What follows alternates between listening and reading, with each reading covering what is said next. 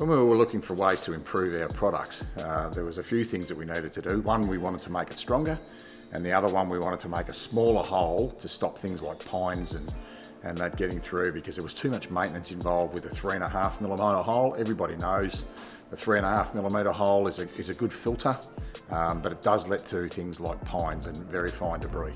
So what we ended up doing was finding a product. Once we reduced the holes down to less than 2mm in size, and this is a 1.6mm aperture, once we did that, we found that the water wanted to go over the top. So what we had to do was direct the water to go through the mesh. Let's go and have a look how we did that. You can see this okay. I think this is a good enough explanation of how they work, but this is the 3.5mm hole that everybody relies on and uses within the industry.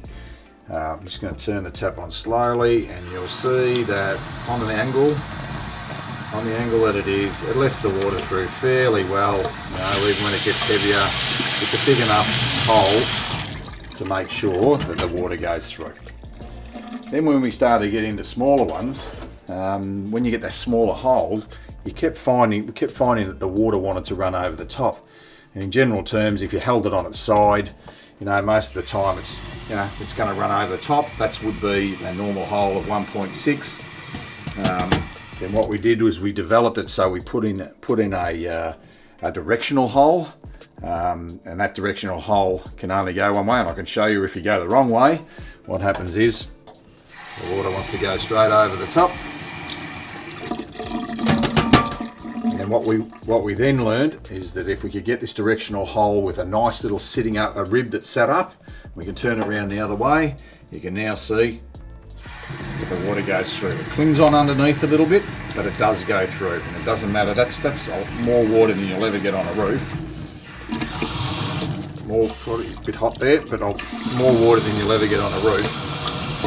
But that's going through. But then what we found, when you were getting a light amount of water, what we did find was that the water wanted to cling on even more. So that we designed the product with what we call a swage or a trough, and that swage or trough just ensures that anything that does want to cling on for a long time will then make sure it goes through. So that trough is just a nice little addition to the product to make sure that it's going to hold on to all the water. It'll fill up, it gets deep enough and heavy enough that the water then just flows away. It is purposely designed so that we can make sure we can keep out the finest of debris, but still make sure that the water goes through.